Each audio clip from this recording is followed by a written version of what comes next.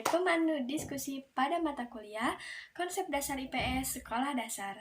Diskusi kali ini kita akan membahas tentang penjajahan bangsa Indonesia dan upaya mempertahankan kedaulatan NKRI. Sebelum itu, saya akan memperkenalkan beberapa rekan kelompok saya yang akan menjadi pemateri pada diskusi ini. Yang pertama ada Akmal, lalu Anggis, Novita, dan yang terakhir ada Siti Nurnajlah. Baik, untuk pembahasan pertama akan saya serahkan kepada pemateri 1. Bismillahirrahmanirrahim. Baik, di sini saya akan memaparkan sedikit sejarah tentang penjajahan di Indonesia. Merdekanya negara Indonesia membutuhkan waktu yang sangat lama. Banyak perjuangan bangsa Indonesia yang dipertaruhkan, entah itu nyawa ataupun harta yang mereka punyai. Semua rakyat Indonesia tahu jika lahirnya Indonesia membutuhkan perjuangan yang sangat panjang untuk mengusir para penjajah yang ada di Indonesia. Selama 3 abad lebih, Indonesia tak hanya dijajah, kekayaan alam Indonesia pun dicuri dan rakyat Indonesia pun dieksploitasi oleh bangsa lain. Biasanya mendengar kata penjajahan Indonesia, kita akan terbersit pada Jepang dan Belanda. Padahal negara yang menjajah Indonesia bukan hanya Jepang dan Belanda. Ada 4 negara yang pernah menjajah Indonesia. Negara yang pernah menjajah negara Indonesia yaitu Portugis, Spanyol, Prancis, dan Inggris. Yang pertama ada Portugis. Portugis ialah negara yang pertama kali mendaratkan kakinya di tanah Indonesia, bertepatan di Maluku. Kedatangan Portugis disambut baik oleh raja dan rakyatnya. Namun kebaikan raja dan rakyat Ternate dibalas pengkhianatan oleh Portugis dengan melakukan politik monopoli tidak sehat terhadap perdagangan rempah-rempah di Maluku. Portugis pun melakukan penyebaran luas untuk menjajah Indonesia sampai di Pulau Jawa. Hingga pada akhirnya muncullah perlawanan dari kerajaan di seluruh Indonesia. Dan pada tahun 1602, Belanda datang untuk mengalahkan armada Portugis. Dalam peristiwa itu pun menandakan berakhirnya kolonialisasi Portugis di Indonesia. Yang kedua ada Spanyol. Spanyol pada tahun 1521 Spanyol tiba di Indonesia bertepatan di kerajaan Sultan Tidore. Yang ketiga itu Belanda. Belanda datang ke Indonesia bertujuan untuk berdagang dan mencari rempah-rempah. Kekalahan Portugis di tahun 1602 menjadi awal di mana dimulainya kolonialisasi Belanda dengan dibentuknya VOC.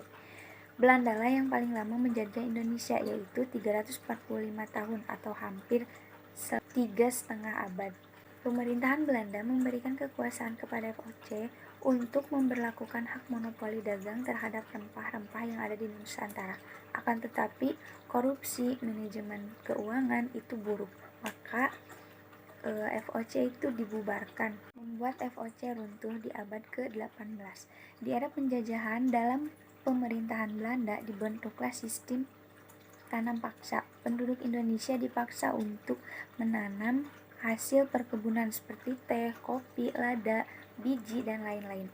Karena hasil perkebunan itu sangat diminati di pasar dunia. Pada Perang Dunia Kedua, Belanda mengalami kekalahan.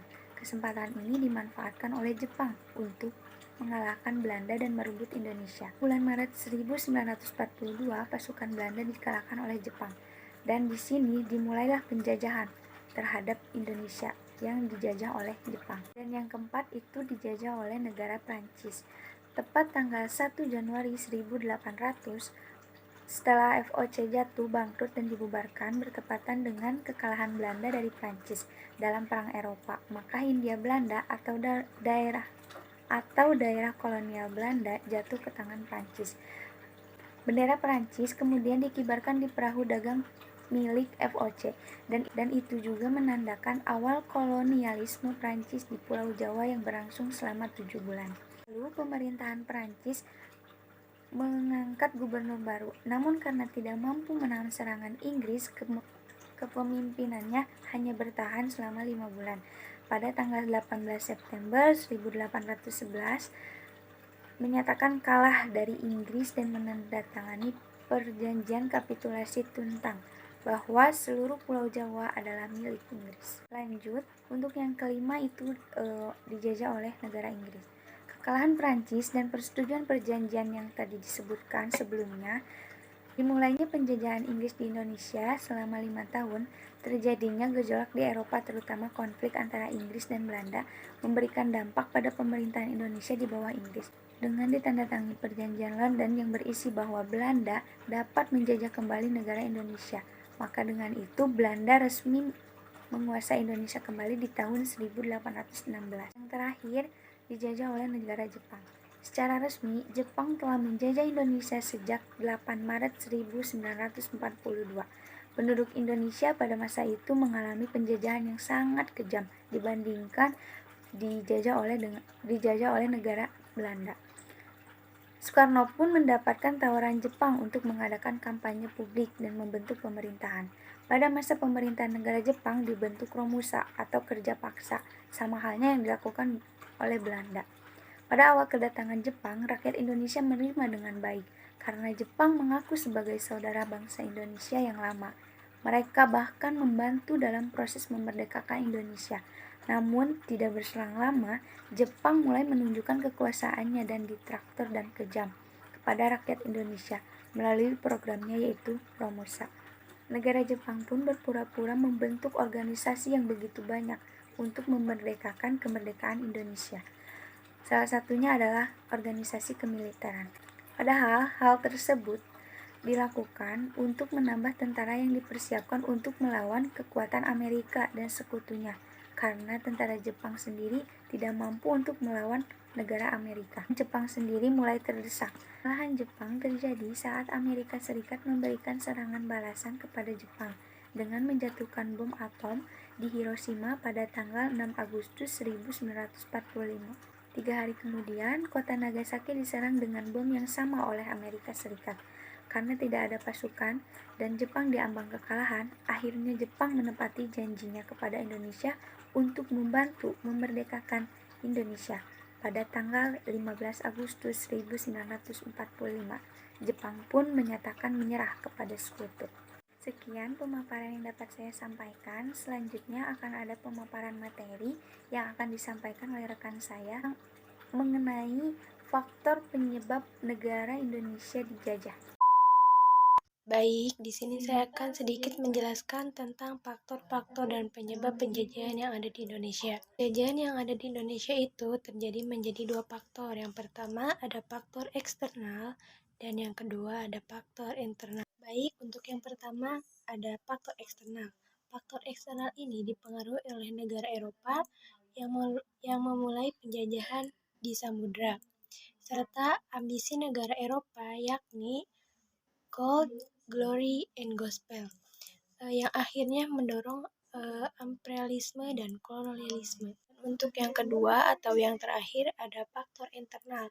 Faktor internal itu disebabkan oleh kontak hubungan perdagangan dan niat baik Indonesia dimanfaatkan oleh bangsa asing untuk menguasai perdagangannya.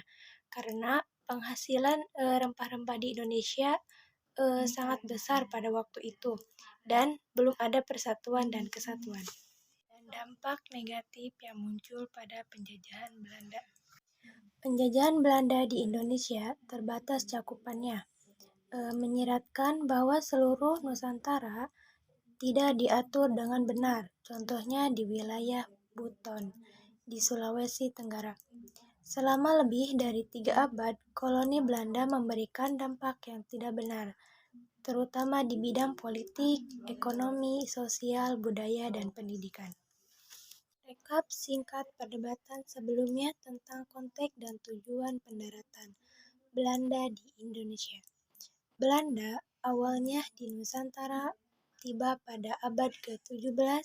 Saat itu 4 kapal Belanda di bawah komando Cornelis de Houtman tiba di Banten melalui pantai barat Afrika, Tanjung Harapan, Samudra Hindia, dan Selat Malaka. Belanda datang berbagai alasan, antara lain penemuan daerah, penghasilan rempah-rempah baru, dan misi 3G, Gold, Glory, dan Gospel. Belanda awalnya tiba di Indonesia pada tahun 1596 dan 1811 dan kembali lagi antara tahun 1814 dan 1904. Belanda tiba di Indonesia dengan tujuan untuk memonopoli perdagangan rempah-rempah di negara tersebut. Dan Belanda membangun usahanya dengan berbagai cara, termasuk membentuk VOC pada tahun 1902 dan membentuk otoritas kolonial Hindia Belanda. Setelah era kolonial berakhir, Belanda meninggalkan budaya dan kebijakannya yang sebagai terus digunakan oleh Indonesia. Indonesia mengalami beberapa kali pergantian gubernur jenderal selama pemerintahan Hindia Belanda pada abad ke-19. Tetapi yang paling tidak menyenangkan bagi rakyat terjadi pada masa Gubernur Jenderal Laplace, Daendels, Van den Bosch, dan Van Hagendrup yang menjalankan sistem tanam paksa, mengharuskan penyerahan hasil pertanian, menyewakan tanah pada rakyat, menyewakan masyarakat kepada pihak swasta, menyewakan tanah, dan membangun jalan raya yang menghubungkan Anyer dan Penarukan yang menghasilkan sebagai berikut. Yang pertama, kehidupan masyarakat di Indonesia menjadi sangat miskin, terbelakang, dan ketakutan akibat banyaknya penindasan yang dilakukan oleh pemerintah kolonial Belanda yang selalu bertindak sewenang-wenang terhadap rakyat Indonesia. Dan yang kedua, berbagai konflik pemerintah kolonial Belanda terhadap berbagai kerajaan di berbagai wilayah Indonesia mengakibatkan terbunuhnya sejumlah besar orang di Indonesia. Penerapan pada anak SD. Untuk pengoptimalan penerapan pada anak SD, tentu dengan metode, model, dan media pembelajaran yang mudah difahami dan dimengerti oleh siswa. Contohnya, dengan memakai model terpadu, tentu akan sangat mudah difahami dan dimengerti oleh siswa. Bisa juga dengan model role playing, dengan cara mengelompokkan anak untuk membuat drama tentang sejarah ataupun cosplay menjadi seorang pahlawan negara yang sedang berjuang memerdekakan negara. Dengan diterapkannya model pembelajaran yang sesuai dengan materi yang akan dibahas, tentu akan mudah dipahami dan dimengerti oleh siswa dengan menggunakan berbagai media yang ada, seperti memberikan pengenalan sejarah dengan media film tentang perjuangan para pahlawan yang memerdekakan negara Indonesia. Baik, di sini saya akan menjelaskan tentang upaya mempertahankan kedaulatan negara kesatuan Republik Indonesia. Yang pertama yaitu cinta tanah air, yang artinya berbakti kepada negara dan bersedia berkorban membela negara.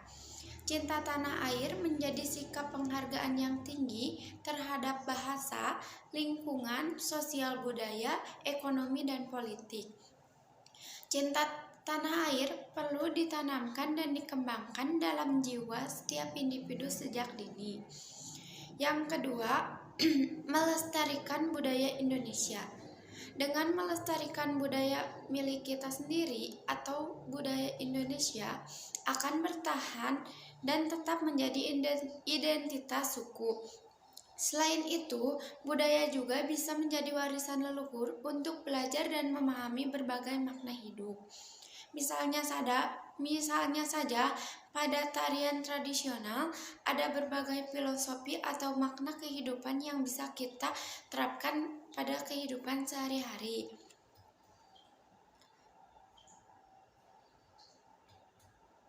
Yang ketiga ada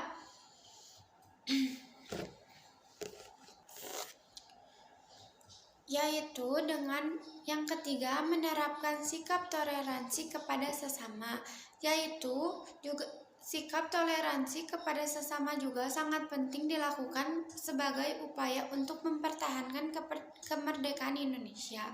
Memiliki sikap toleransi dan menghargai kepada sesama seperti teman, orang asing, hingga keluarga akan menumbuhkan persatuan. Yang keempat, mengetahui sejarah dan perjuangan leluhur. Untuk mencapai kemerdekaan saat ini, leluhur kita berjuang untuk mengusir penjajah yang menguasai Indonesia. Dengan mengetahui sejarah Indonesia dan perjuangan leluhur untuk mencapai kemerdekaan, maka hal ini akan membuat kita lebih menghargai berbagai upaya yang sudah dilakukan. Hasilnya, generasi kita akan menjadi lebih menghargai kemerdekaan yang sudah didapatkan dan berusaha untuk selalu mempertahankan kemerdekaan yang sudah ada diraih oleh Indonesia. Baik, terima kasih kepada para pemateri yang sudah memaparkan pembahasannya pada diskusi ini. Untuk audiens yang ingin bertanya atau menyanggah, boleh diketik ya di kolom komentar. Saya tutup diskusi kali ini. Terima kasih. Mohon maaf bila ada kesalahan dari perkataan kami. Wassalamualaikum warahmatullahi wabarakatuh.